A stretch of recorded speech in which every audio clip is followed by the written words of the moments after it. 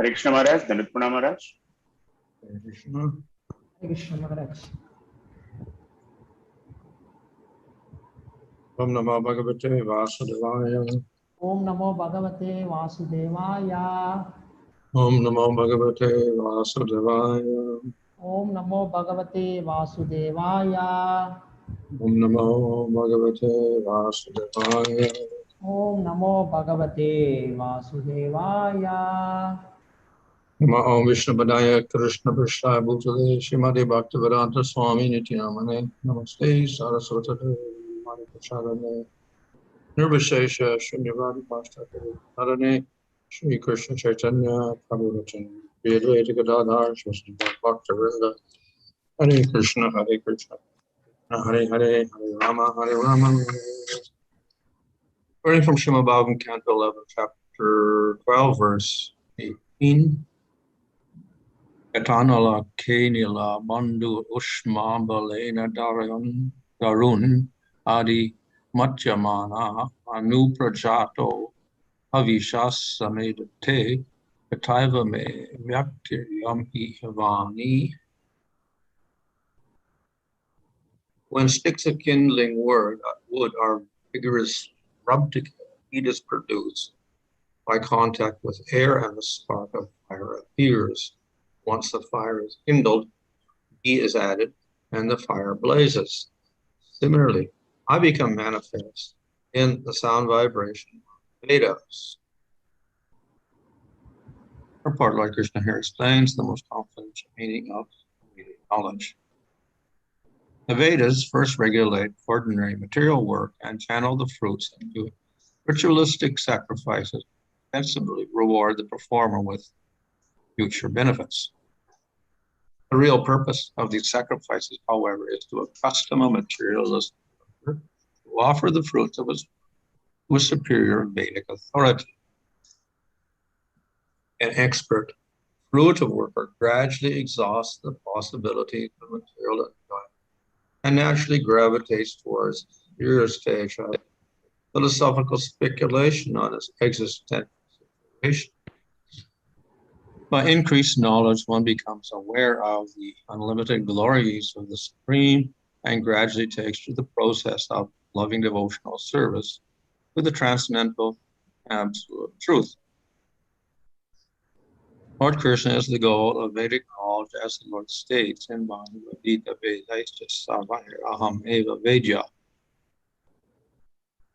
The Lord gradually becomes manifest in the progression of Vedic rituals, just as fire is gradually manifest by the rubbing of firewood. The words haviṣā samedhate indicate that by the progressive advancement of Vedic sacrifice, the fire of spiritual knowledge gradually blazes, illuminating everything and destroying the thing fruitive work.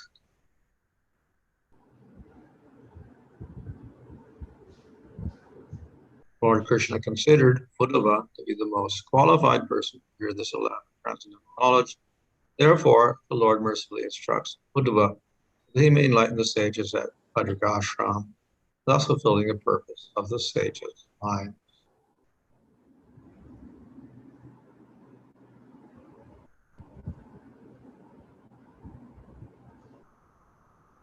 So here we have an analogy to illustrate how the knowledge of the Vedas manifests. வேதத்தின் ஞானமானது எவ்வாறு வெளிப்படுத்தப்படுகின்றது என்பதற்கு இங்கே ஒரு உதாரணமானது வழங்கப்பட்டுள்ளது. So, of course, the Vedas say that Brahman or the Lord cannot be expressed through the mind or through words. வேதங்களானது பிரம்மன் அல்லது பகவான் மனதாலோ அல்லது வார்த்தைகளாலோ அனுபவிக்கப்பட முடியாதவர் என்று வலியுறுத்துகின்றது. And the Vedas consists of words, so how can the Vedas express the Supreme Lord and reveal him? வேதங்கள் வார்த்தைகளை கொண்டுள்ள காரணத்தினால் அந்த முழுமுதற் கடவுளை எவ்வாறு வேதங்கள் ஒருவருக்கு உணர்த்துகின்றன? So this is a basic question, which is also asked by Parikshit Maharaj in the 10th canto in the 87th chapter. இந்த அடிப்படையான கேள்வியானது பரீட்சித் மகாராஜராலும் 10வது காண்டத்தில் 87வது அத்தியாயத்தில் சுகதேவ கோஸ்வாமியிடம் கேட்கப்பட்டது. Of course, one factor is that usually when people speak of Brahman, then they speak of impersonal Brahman with no qualities, no form. பொதுவாக மக்கள் பிரம்மனை பற்றி பேசும்போது அருவமான பிரம்மன், அதாவது குணங்கள், லீலைகள், தன்மைகள் இல்லாத ஒரு அருவத்தை பற்றியே மக்கள் பேசுகின்றனர். So therefore one cannot express that by words because there is no qualities to describe. ஆகவே குணங்கள் அற்ற இந்த பிரம்மனை வார்த்தைகளினால் வர்ணிப்பது என்பது அசாத்தியமானது. However, the devotees accept that Supreme Lord or Para Brahman has form and qualities which are spirit. ஆனால் பக்தர்கள் அந்த பரபிரம்மன் ஆனவருக்கு குணங்கள், தன்மைகள் இருக்கின்றது என்பதை ஏற்றுக்கொள்கின்றனர். And therefore we could express the form of the Lord or the qualities of the Lord through words. ஆகவே பகவானின் ரூபங்கள் அல்லது பகவானின் தன்மைகளை நம்மால் வார்த்தைகளின் மூலம் வெளிப்படுத்த முடிகின்றது. But still there is a problem because when we use words, we express material thoughts. நாம் எதிலும் ஒரு பிரச்சனையானது இருக்கின்றது. நாம் பொதுவாக சொற்களை உபயோகிக்கும் போது அது பௌதிக பேச்சுடன் இணைக்கப்பட்டுள்ளதாக வெளிப்படுத்தப்படுகின்றது. So this of course is maybe material logic. இது பௌதிகமாக கொடுக்கக்கூடிய ஒரு தர்க்கம் என்று நாம் எடுத்துக்கொள்ளலாம். So in answer to that, we say that words actually, the words of the Vedas are not material. ஆனால் உண்மையில் இந்த வேதத்தின் சொற்களானது பௌதிகமானது அல்ல. And therefore they can express the spiritual form and qualities of the Lord. ஆகவே அவற்றால் பகவானின் ஆன்மீக ரூபம், பகவானின் தன்மைகளை வெளிப்படுத்த முடியும். However, we also know that one needs qualification to even speak the Vedas or hear the Vedas. ஆனால் உண்மையில் வேதத்தை பற்றி பேசவும் அல்லது வேதத்தை பற்றி கேட்பதற்கும் ஒருவருக்கு தகுதி நிச்சயம் தேவைப்படுகின்றது. And therefore to realize the Lord through the Vedas also is a little bit difficult. ஆகவே வேதத்தின் மூலம் பகவானை உணர்வது என்பதும் சற்று கடினமானதாக தோற்றமளிக்கின்றது. So nevertheless, through the Vedas, if the process is followed properly, the Vedic process, then by knowing the Vedas, we can know the Supreme Lord. எவ்வாறு இருப்பினும் இந்த வேத வழிமுறையானது சரியாக பின்பற்றப்பட்டால் அதன் மூலம் ஒருவர் பகவானை உணரலாம். So that is expressed in this verse through the example of fire. இங்கே இந்த நெருப்பின் உதாரணத்தின் மூலம் இந்த வாதமானது கொடுக்கப்பட்டுள்ளது. So fire is in the wood, but it's not really manifest. உண்மையில் நெருப்பானது விறகுக்குள்ளே இருக்கின்றது, ஆனால் அந்த நெருப்பு வெளிப்படுத்தப்படவில்லை. But by rubbing the sticks together, then eventually we get fire coming out of the wood. அந்த விறகுகள் இரண்டையும் ஒன்றோடு ஒன்று உராயும் போது அதிலிருந்து நெருப்பானது காலப்போக்கில் வெளிப்படுத்தப்படுகின்றது. Same way, through the Vedas, if the Vedas are pronounced properly and understood properly, then they will also manifest the Supreme Lord. ஆகவே வேதமானது சரியாக புரிந்து கொள்ளப்பட்டு சரியாக உச்சரிக்கப்படுமானால் அதன் மூலம் ஒருவர் முழுமுதற் கடவுளை நிச்சயமாக உணரலாம். The previous verse discussed how the Lord is very subtle and spiritual, but then eventually is manifest through sound. முந்தைய ஸ்லோகமானது எவ்வாறு பகவான் சூக்ஷ்மமானவராக இருக்கின்றார், மேலும் அவர் ஒளியின் மூலம் எவ்வாறு தன்னை வெளிப்படுத்தி உள்ளார் என்பதையும் வெளிப்படுத்தியது. Or we can say that spiritual sound gradually manifests so that we can actually hear it in this world.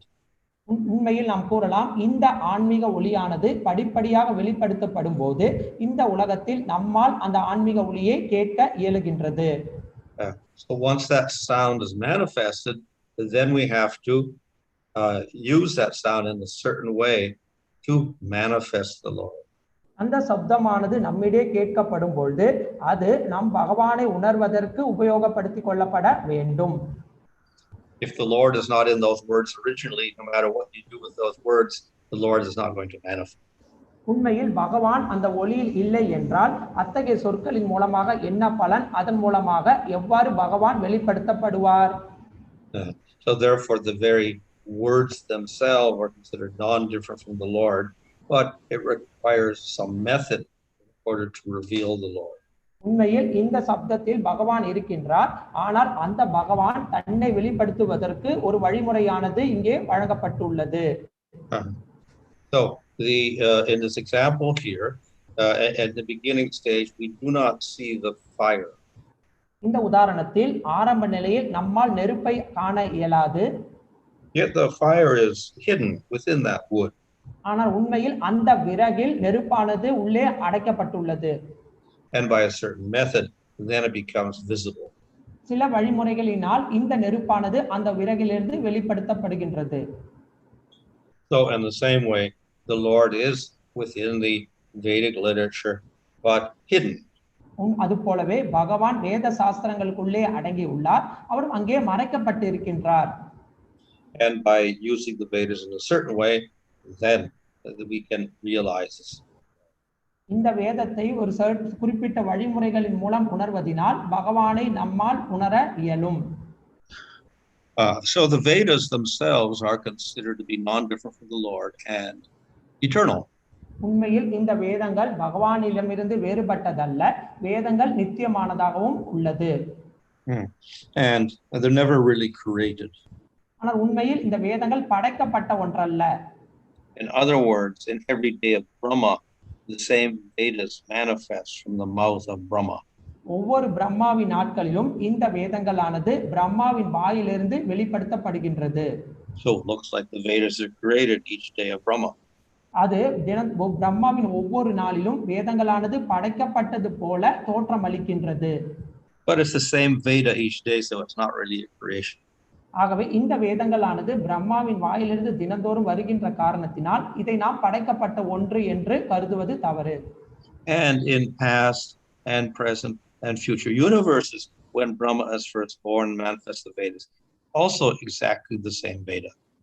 முந்தைய காலம், தற்காலம், எதிர்காலம் ஆகிய அனைத்திலும் பிரம்மாவின் ஒவ்வொரு நாளிலும் இந்த வேதங்களே அவரது வாயிலிருந்து வெளிப்படுத்தப்படுகின்றன. So like the Lord, the Vedas have no birth. பகவானை போல இந்த வேதத்திற்கும் பிறப்பு என்பது இல்லை. Therefore they're given a very special status called Shruti. ஆகவேதான் இவற்றிற்கு ஸ்ருதி என்கின்ற விசேஷமான நிலையானது வழங்கப்பட்டுள்ளது. And many acharyas like Shankaracharya, they emphasize that Shruti is the most powerful proof. ஆகவே பல ஆச்சாரியர்கள், உதாரணத்திற்கு சங்கராச்சாரியார், இந்த ஸ்ருதியே வேதத்தின் பிரமாணம் என்று வலியுறுத்தியுள்ளார். Other works like Puranas have a beginning. மற்ற இலக்கியங்கள், உதாரணத்திற்கு புராணங்கள் ஆகியவைக்கு தொடக்கம் என்பது ஒன்று உள்ளது. Vedavyas does not write the Vedas, he just divides up into 4 parts, but he writes Mahabharata and Puranas. உண்மையில் வேதவியாசர் இந்த வேதத்தை எழுதவில்லை, இந்த வேதத்தை 4 பகுதிகளாக பிரித்தார், ஆனால் அவர் மகாபாரதம் மற்றும் புராணங்களை இயற்றினார். The meaning is eternal. இதன் பொருளானது நித்தியமானது. It's the same meaning as the Vedas. வேதத்தில் என்ன பொருளானது வழங்கப்பட்டுள்ளதோ அதே பொருள்தான் இங்கேயும் வழங்கப்பட்டுள்ளது. But the particular words that manifest whenever Vedavyas writes the Puranas or the Mahabharata are slightly different from previous days of Brahma. ஆனால் இந்த கருத்தை வெளிப்படுத்துவதற்கு வேதவியாசர் உபயோகப்படுத்திய சொற்களானது பிரம்மாவின் முந்தைய நாளில் தோன்றிய இலக்கியத்திலிருந்து சற்று மாறுபட்டு உள்ளது. So in other words, in that sense, it's not eternal. அந்த விதத்தில் இது நிரந்தரமானதல்ல என்று எடுத்துக்கொள்ளலாம். Sometimes the history changes. So according to the changing history, the details of the Puranas or Mahabharata will change. சில சமயங்களில் வரலாறு ஆனது மாற்றத்திற்கு உட்பட்டது. அந்த மாற்றத்தின் காரணத்தினால் இங்கே கொள்ளப்படக்கூடிய கருத்துக்களும் மாற்றத்திற்கு உட்பட்டதாக உள்ளது. So because the words change slightly and there's a beginning with Vedavyas writing them, they are not classed as Shruti, they're classed as Smriti. இந்த சொற்களானது மாறுபட்டுகின்ற காரணத்தினாலும் மேலும் வேதவியாசர் இதற்கு தொடக்கத்தை கொடுத்து இயற்றிய காரணத்தினாலும் இது ஸ்ருதிக்குள்ளே அடங்குவதில்லை, இது ஸ்மிருதி என்று நாம் அழைக்கின்றோம். So acharyas like Shankaracharya put them in a secondary category and not so powerful as the Shruti. ஆகவே ஆச்சாரியர்களான சங்கராச்சாரியர் போன்றவர்கள் இந்த இலக்கியங்களை இரண்டாவது நிலையில் வைத்து அதை ஸ்ருதிக்கு அடுத்த நிலையில் வைத்திருக்கின்றார்கள். உண்மையில் இது ஸ்ருதிக்கு சமமானதல்ல. And within the Shruti, the karma kanda is considered inferior and the jnana kanda is superior. ஸ்ருதிக்குள்ளேயே இந்த கர்ம காண்டமானது தாழ்ந்த நிலையிலும் ஞான காண்டமானது உயர்ந்த நிலையிலும் வைத்து பேசப்படுகின்றது. And therefore he takes the Upanishads and the Jnana Kanda as the ultimate proof. ஆகவே இந்த உபநிஷங்களை ஞான காண்டத்திற்கு இறுதியான ஒரு சான்று என்று எடுத்துக்கொள்ளப்படுகின்றது. And Puranic statements should agree with it. If they don't, we have to infer. அந்த புராணங்களின் சொற்களானது இந்த கருத்திற்கு ஒப்புக்கொள்ளும் பட்சத்தில் இதை நாம் ஏற்றுக்கொள்ளலாம்.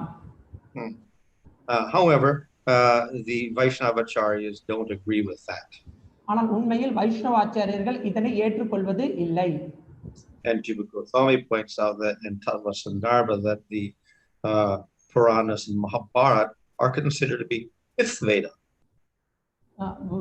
ஜீவ கோஸ்வாமியானவர் தனது தத்துவ சந்தர்ப்பத்தில் இந்த மகாபாரதங்கள் மற்றும் புராணங்களானது ஐந்தாவது வேதமாக எடுத்துக்கொள்கின்றார். So their class is Veda because it's the same message. அவை வேதத்திற்குள்ளே வகுக்கப்பட்டிருக்கின்ற காரணம் அது வேதத்தின் பொருளை அப்படியே வழங்குகின்றது. The words may be different in each cycle of Brahma's day or whatever, but the meaning is ultimately the same. பிரம்மாவின் ஒரு சுழற்சியில் சொற்கள் வேண்டுமானால் மாறலாமே தவிர அவை வழங்கக்கூடிய அந்த பொருளானது ஒன்றே. And of course, Vedas wrote the Puranas and Mahabharata to explain the Vedas. உண்மையில் மகாபாரதம் மற்றும் புராணங்களை வேதத்தை புரிய வைப்பதற்காகவே வேதவியாசர் இயற்றினார். Therefore, we cannot consider the explanation of the Vedas to be inferior to the Vedas. ஆகவே வேதத்தின் பொருளை வேதத்திற்கு சமமானது அல்ல என்று நாம் கருதக்கூடாது. Especially if the author is Vedas. உண்மையில் இதை எழுதியவர் வேதவியாசர் என்கின்ற பட்சத்தில் who is incarnation of the Lord. உண்மையில் வேதவியாசர் பகவானின் ஒரு அவதாரமாகவே கருதப்படுகின்றார். So therefore we do not consider the Puranas like Srimad Bhagavatam or Bhagavad Gita and the Mahabharata to be less powerful or less of an authority than. ஆகவே வேதத்தில் இருந்து இந்த மகாபாரதம், புராணம், ஸ்ரீமத் பாகவதம் மற்றும் பகவத்கீதையானது தாழ்மையானது என்று நாம் கருதுவது தவறானது. So just as in this verse the Vedas by cultivating reveal the Lord with the sound, so the Smriti also Bhagavad Gita and Bhagavatam will reveal the Lord. ஆகவே இந்த ஸ்லோகத்தில் வேதங்களானது எவ்வாறு பகவானை வெளிப்படுத்துகின்றதோ அதே போல மகாபாரதம், புராணம் போன்ற ஸ்ருதிகளும் பகவானை வெளிப்படுத்துகின்றன. There is a slight difference in the revelation, however. ஆனால் இது வெளிப்படுத்துகின்ற தன்மையில் சற்று மாறுதலானது இருக்கின்றது. The Vedas need qualification. You have to be dvija in order to understand the Vedas. வேதத்தை புரிந்து கொள்வதற்கு தகுதியானது தேவைப்படுகின்றது. ஒருவர் இரு பிறவி எய்தி இருக்க வேண்டும், அப்பொழுதுதான் வேதத்தை ஒருவரால் புரிந்து கொள்ள இயலும். The Mahabharata and the Puranas do not need that qualification. Anybody can hear, anybody can study, anybody can realize. ஆனால் மகாபாரதம் மற்றும் புராணங்களை படிப்பதற்கு கேட்பதற்கு இத்தகைய தகுதிகள் தேவையில்லை. யார் வேண்டுமானாலும் மகாபாரதம் மற்றும் புராணங்களை படிக்கலாம், அதனை கேட்கவும் செய்யலாம்.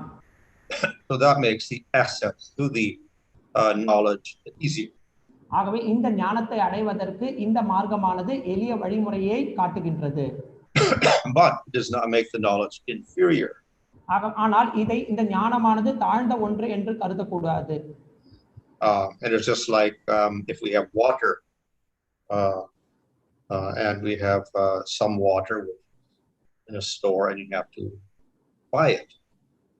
உதாரணத்துக்கு தண்ணீரை எடுத்துக்கொள்ளலாம். அப்பொழுது தண்ணீரானது கடையில் கிடைக்கின்றது என்றால் அதனை நாம் வாங்கிக் கொள்கின்றோம். Somebody else has water also, comes from the same company or whatever, same source, but it's free. ஆனால் அதே தண்ணீரானது அதே கடையிலிருந்து பணம் இல்லாமல் கிடைக்கின்றது என்றால் same water in any case. இந்த தண்ணீரானது இரண்டு நிலைகளிலும் தண்ணீராகவே தான் இருக்கின்றது. So the same with the Vedas and the Puranas. It's the same knowledge. Veda மற்றும் புராணங்களிலும் இதே ஞானமானது தான் வழங்கப்படுகின்றது. However, it's easier to access the Puranas and Mahabharata. Mahabharatam மற்றும் புராணங்களை அணுகுவது என்பது மிகவும் எளிமையானதாகும். Furthermore, particularly the Bhagavatam speaks more directly. உண்மையாக பாகவதமானது நேரடியாக பகவானை பற்றியே பேசுகின்றது. Krishna is in the Vedas, but it is more or less hidden. கிருஷ்ணர் உண்மையில் வேதத்தில் இருக்கின்றார். We see that there are occasional references to the name Krishna and a few references to his pastimes, but by and large, it is very little. பகவானின் பெயர் அல்லது பகவானின் லீலைகளானது ஆங்காங்கே வேதத்தில் கொடுக்கப்பட்டுள்ளது. பகவானை பற்றி கொடுக்கப்பட்டிருந்தாலும் அதன் அளவானது மிகவும் குறைந்த அளவிலேயே வெளிப்படுத்தப்பட்டுள்ளது. But we see in Srimad Bhagavatam that Krishna is the main character. ஆனால் ஸ்ரீமத் பாகவதத்தில் கிருஷ்ணரே பிரதானமானவராக with பேசப்படுகின்றார். And his pastimes are described in detail. அவரது லீலைகள் மிக விரிவாக ஸ்ரீமத் பாகவதத்தில் விளக்கப்பட்டுள்ளது. And furthermore, it is stated in Bhagavatam that Krishna is a Bhagavan Swayam, the complete form of it. மேலும் ஸ்ரீமத் பாகவதத்தில் கிருஷ்ணரே பகவான் ஸ்வயம், பகவானின் முழுமையான ரூபம் ஸ்ரீ கிருஷ்ணரே என்று ஆணித்தனமாக உறுதி செய்யப்பட்டுள்ளது. And therefore he's the high goal. ஆகவேதான் அவர் உயர்ந்த அடையப்படக்கூடிய குறிக்கோளாக வைத்து பேசப்பட்டுள்ளார். So in this way, the Puranas, in particular Bhagavatam, are in any way not less than the Vedas. Like the Vedas, they reveal the Lord. ஆகவே பாகவதம் மற்றும் புராணங்கள் வேதத்திலிருந்து தாழ்ந்த ஒன்றல்ல. வேதத்தினால் வெளிப்படுத்தப்படக்கூடிய அதே பகவான் இந்த புராணங்களின் மூலமாகவும் வெளிப்படுத்தப்படுகின்றார். However, the Puranas reveal the Lord to more people. ஆனால் புராணங்கள் பெரும்பாலான மக்களுக்கு பகவானை வெளிப்படுத்துகின்றது. And furthermore, Bhagavatam reveals Swayam Bhagavan Krishna most directly. மேலும் பாகவதம் ஸ்வயம் பகவானான ஸ்ரீ கிருஷ்ணரை நேரடியாக ஒரு மக்களுக்கு வெளிப்படுத்துகின்றது. So in this way, the Bhagavatam reveals the fire at its brightest. ஆகவே பாகவதமானது பகவானை நேரடியாக அனைவருக்கும் கொடுக்கின்றது. Of course, we also know that even Bhagavatam requires qualification of some sort. ஆனால் உண்மையில் பாகவதத்தை பற்றி கேட்பதற்கும் சில தகுதியானது ஒரு அளவிற்கு தேவைப்படுகின்றது. One should have faith. One should have no envy of the Lord. ஒருவர் பகவானின் மீது நம்பிக்கை இருக்க வேண்டும். அவரிடத்தில் பகவானிடம் பொறாமை இருக்க கூடாது. And if one is qualified, then one can access to the Bhagavatam. ஒருவருக்கு தகுதி இருப்பின் அவரால் பாகவதத்தை அணுக இயலும். So it does not depend on being a dvija. அதற்கு இருபிறவி எய்திருக்க வேண்டும் என்கின்ற தகுதியானது தேவையில்லை. It does not depend on having to recite the Vedas perfectly. ஒருவர் வேதத்தை மிகவும் பக்குவமாக வாசிக்க வேண்டும் என்கின்ற தகுதியும் இதற்கு தேவையில்லை. But in any case, Krishna reveals himself. எவ்வாறாயினும் கிருஷ்ணர் தன்னை ஒரு நிலையில் இங்கு வெளிப்படுத்துகின்றார். So therefore, Bhagavatam is non-different from Krishna. ஆகவே பாகவதமானது Srimad கிருஷ்ணரிடமிருந்து வேறுபட்டதல்ல. As the Vedas are spiritual sound, non-different from the Lord, Bhagavatam is also spiritual form, non-different from Krishna. எவ்வாறு வேதத்தின் ஒளியானது பகவானிடமிருந்து வேறுபட்டது இல்லையோ அதுபோல Srimad பாகவதத்தின் ஒளியானதும் கிருஷ்ணரிடமிருந்து வேறுபட்டதல்ல. Thank you, Maharaj. Hare Krishna. I'll quickly read some of the questions, Maharaj. The first one from Swarna Madhav Prabhu. Hare Krishna, Maharaj. Why do we consider Bhagavad Purana, which is not eternal, changing every day of Brahma, is considered higher than the Vedas, which are eternal? முதல் கேள்வி ஸ்வர்ணமாத பிரபுவிடமிருந்து கேட்கப்படுகின்றது. கேள்வி என்ன என்றால், பிரம்மாவின் ஒவ்வொரு நாளிலும் வார்த்தைகள் மாறப்படக்கூடிய இந்த பாகவதமானது எவ்வாறு தினந்தோறும் வேதங்கள் மாற்றத்திற்கு உட்படாததற்கு சமமானதாக எடுத்துக்கொள்ளப்பட்டுள்ளது?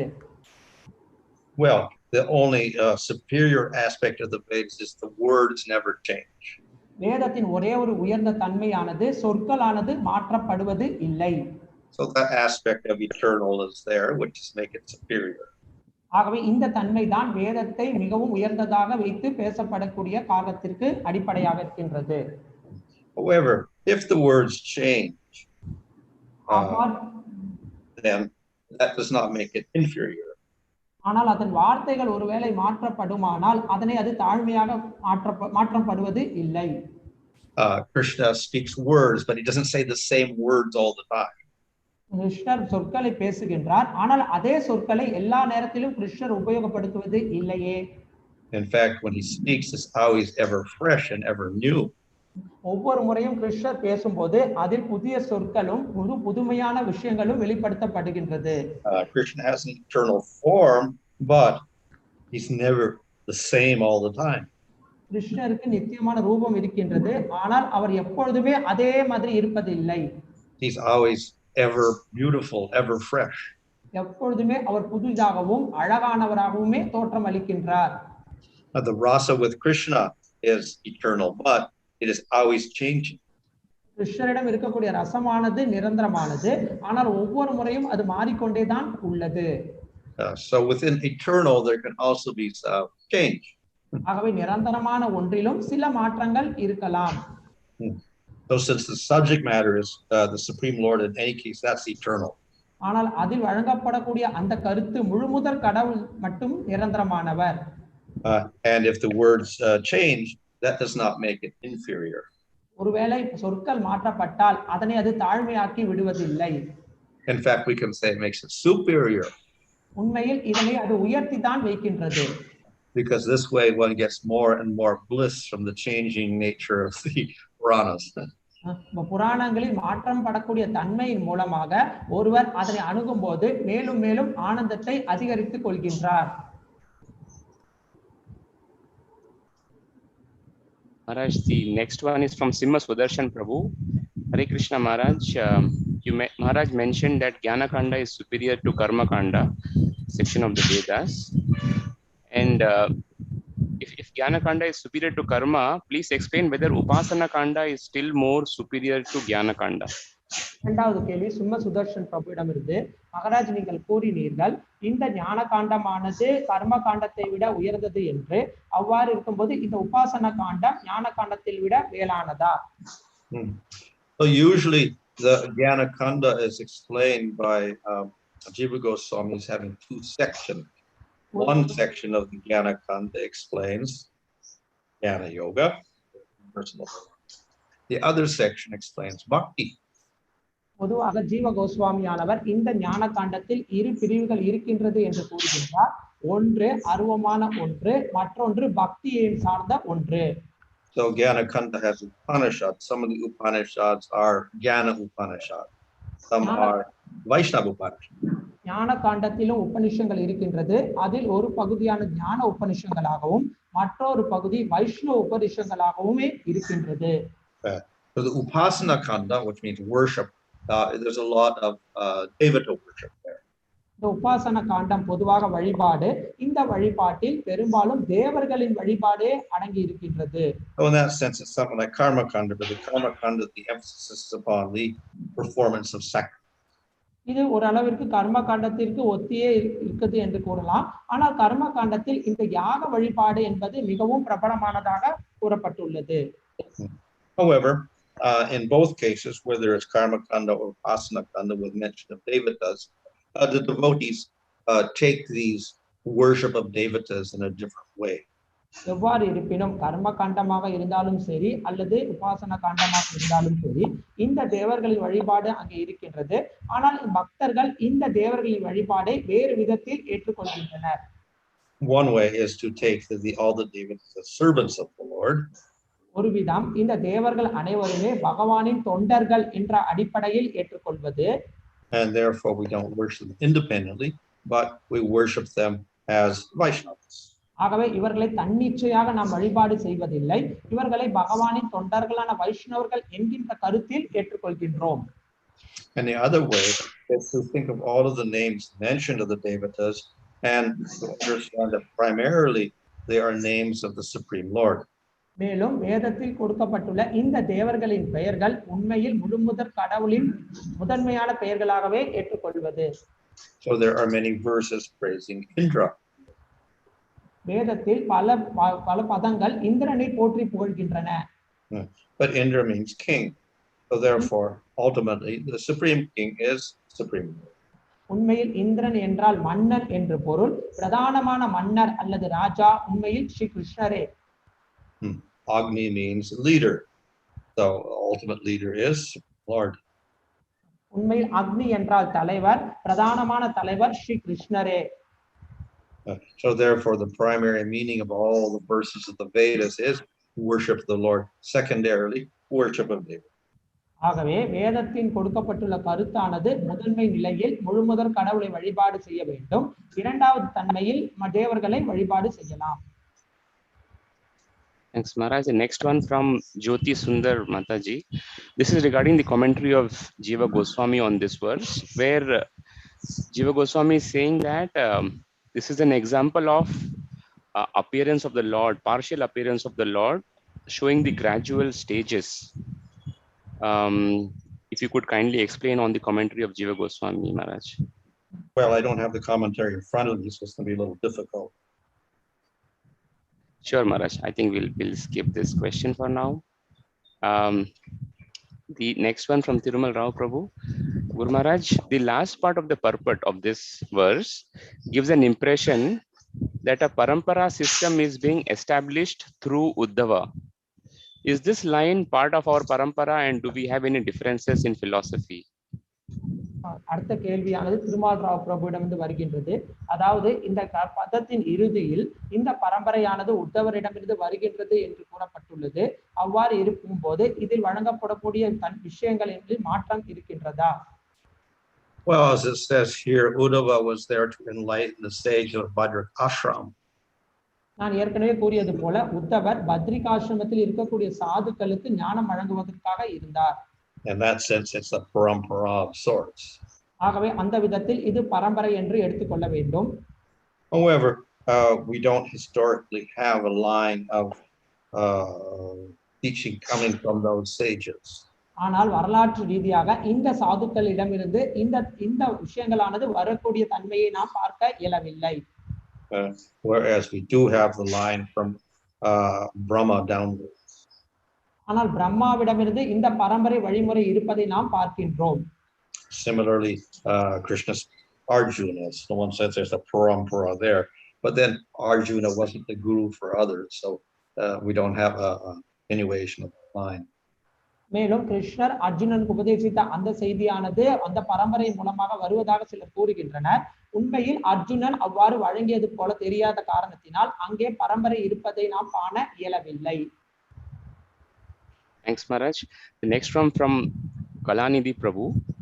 Maharaj, there are two parts to it. First part, can we then say that Shruti and Smriti are both equal in validity? Did only Sanskrits created this difference? You can translate this, Ramani Prabhu. One more time, can you say? Prabhu is asking, can we then say that Shruti and Smriti are both equal in validity? உண்மையில் இந்த ஸ்ருதி மற்றும் ஸ்மிருதி அதன் காலப்போக்கில் ஒன்றாக இருக்கின்றதா? This is the conclusion of Goswami and Tathva Sandarbha, that the Smriti is equal to the Shruti. இது ஜீவ கோஸ்வாமி ஆனவர் தத்வ சந்தர்ப்பத்தில் கொடுக்கக்கூடிய கருத்து ஸ்ருதி ஆனது ஸ்மிருதிக்கு சமமானது.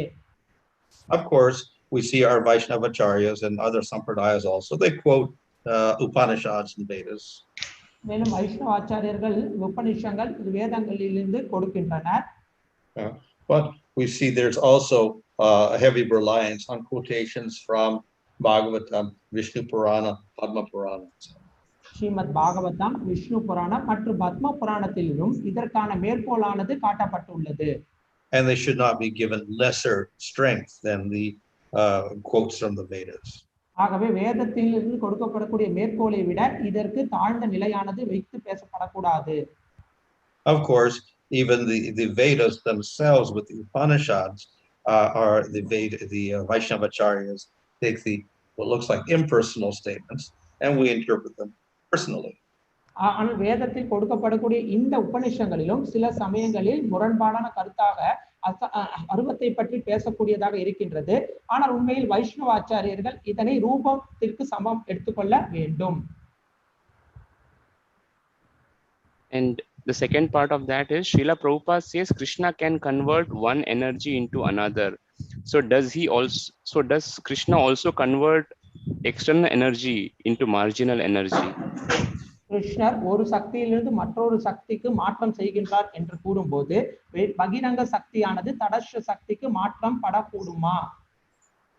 Usually the transformation is just within the Shakti itself, so the external energy can transform one form to the other. But we never see the Jiva Shakti turning into Bahiranga Shakti or the Bahiranga Shakti turning into Antaranga Shakti. ஆனால் உண்மையில் இந்த பகிரங்க சக்தியானது அந்தரங்க சக்தியாகவும் பகிரங்க சக்தியானது ஜீவ சக்தியாகவும் அல்லது ஜீவ சக்தியானது அந்தரங்க சக்தியாகவும் மாற்றப்படுவதை நாம் பார்க்கவில்லை. The next one from Srinivas Nitai Prabhu. How is Sankhya Yoga different from Jnana Yoga, and how does it produce bhakti? சாங்கிய யோகம் ஸ்ரீனிவாஸ் நித்தாய் கேள்வி ஸ்ரீனிவாஸ் நித்தாய் பிரபுடமிருந்து கேட்கப்படுகின்றது. எவ்வாறு சாங்கிய யோகமானது டிஃபரண்ட் ஃப்ரம் ஞான யோகா? சாங்கிய யோகம் ஆனது ஞான யோகத்திலிருந்து வேறுபடுகின்றது. அது எவ்வாறு பக்தியிலிருந்தும் வேறுபடுகின்றது? Sankhya is often equated with jnana. சாங்கியமானது எப்பொழுதும் ஞானத்துடன் தொடர்புடையதாக உள்ளது. And particularly refers to the atheistic Kapila Sankhya. குறிப்பாக கபிலரின் நாஸ்திக சாங்கியத்திற்கு தொடர்புடையது. But there are other varieties of impersonal jnana also. ஆனால் இதில் அருவத்தையிலிருந்து பல ரகங்களும் இருக்கின்றது. So we can say that the yoga philosophy of Patanjali or the Vaisheshika also are considered to be impersonal. மேலும் பதாஞ்சலி யோக வழிமுறை, வைசேஷிகாவின் யோக முறை ஆகிய அனைத்துமே அருவத்தை சார்ந்தது என்று நாம் கருதலாம். So they can all be considered within jnana. இவை அனைத்தும் ஞானத்திற்கு உள்ளடக்கியதாக உள்ளது. However, we also have in Bhagavatam there is Sankhya of the Avatar Kapila, that is bhakti. ஆனால் பாகவதத்தில் கபிலரால் வழங்கக்கூடிய சாங்கிய யோகமானது பக்தியை தொடர்புடையதாக உள்ளது.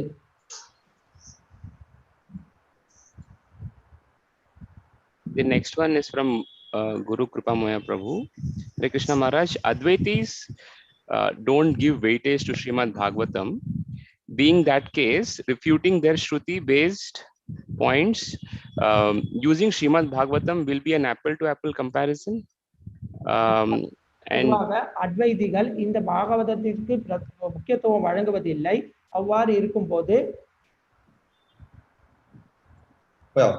usually the Vaishnavacharya is countering the Mayavad arguments. They won't just quote Bhagavad Gita as the proof because they won't be acceptable by the other side. So they quote from Upanishads itself, and then they argue based on interpretation of the meaning of the words. பொதுவாக வைஷ்ணவ ஆச்சாரியர்கள் இத்தகைய நாஸ்திகவாதிகளுடன் வாதம் செய்யும் போது அவர் பெரும்பாலும் பகவத்கீதையிலிருந்து மேற்கோள் காட்டுவதில்லை. அவர்கள் பிரதானமாக உபநிஷங்களிலிருந்து மேற்கோள் காட்டி அதன் கருத்தானது எவ்வாறு முரண்பாடானதாக உள்ளது என்பதை முன்வைத்து வாதம் செய்கின்றனர்.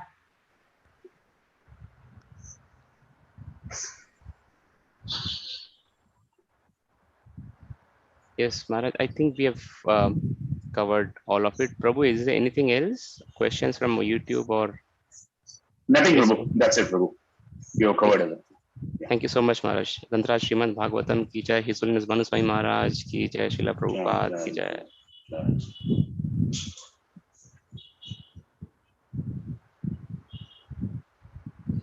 Dear devotees, there are announcements. I think as we announced yesterday, from this weekend we'll have special classes on the occasion of 125th year of an appearance of Srila Prabhupada.